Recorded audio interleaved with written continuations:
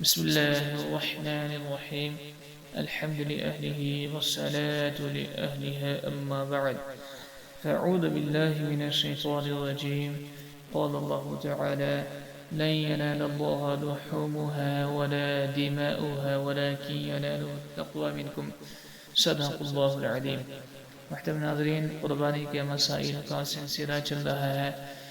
اس حصہ ہم نے بتایا تھا قربانی کے گوشت کو کس طریقے سے تقسیم کرنا چاہیے اور کتنے حصے کرنا چاہیے، کتنے حصے کرنا جائز ہے اور کتنے ناجائز. آج بتائیں گے کہ قربانی کا وقت کیا ہے.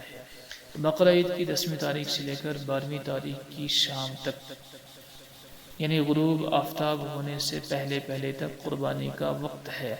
ان دنوں میں جب چاہے قربانی کر سکتا ہے، لیکن پہلے دن قربانی کرنا افضل اور بہتر ہے، پھر 11ویں تاریخ، پھر 12ویں تاریخ. شہر جہاں عید کی نماز ہوتی ہے، جہاں عید کی نماز کے شرائط پائے جاتے ہیں، عید کی نماز سے پہلے وہاں قربانی کرنا درست نہیں.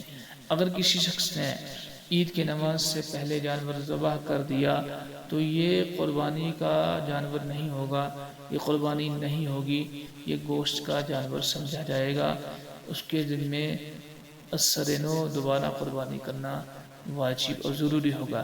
البتہ دیہات، گاؤں جہاں عید کی نماز نہیں ہوتی، جہاں نماز عید کے شرائط نہیں پائے جاتے اور عید کی نماز نہیں ہوتی، وہاں عید کے دن صبح صادق کے طلوع ہونے کے بعد ہی سے قربانی کرنا درست ہے.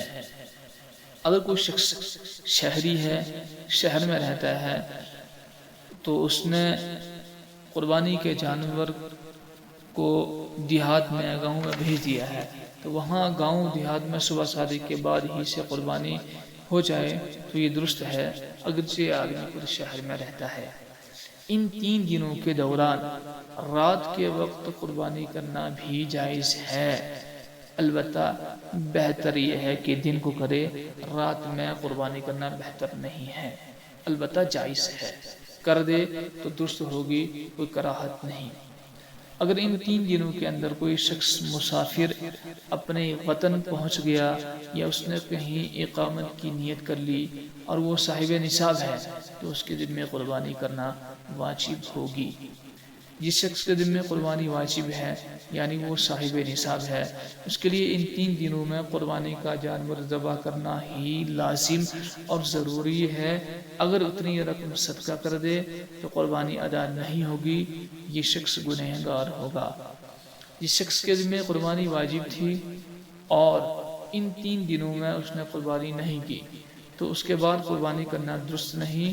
اس شخص کو توبہ اور استغفار کرنی چاہیے اور قربانی کے جانور کی مالیت اور اتنی رقم صدقہ خیرات کرنا لازم اور ضروری ہے.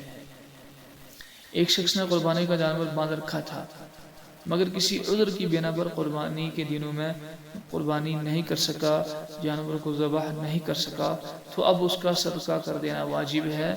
ذبح کر کے گوشت کھانا درست نہیں، نہ خود کھا سکتا ہے، نہ مالدار رشتہ داروں کو، دوستوں کو دے سکتا ہے.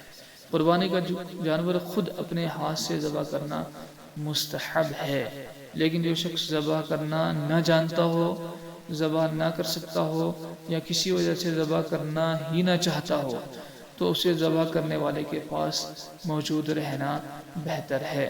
قربانی کا جانور ذبح کرتے وقت زبان سے نیت کے الفاظ پڑھنا ضروری نہیں، بلکہ دل میں نیت کر لینا کافی ہے. اور بعض دعائیں جو حدیث پاک میں منقول ہے، اگر کسی کو یاد ہو تو ان کا پڑھنا، زبان سے پڑھنا مستحب ہے، ضروری اور واجب نہیں. اللہ عمل کی توفیق عطا فرمائے.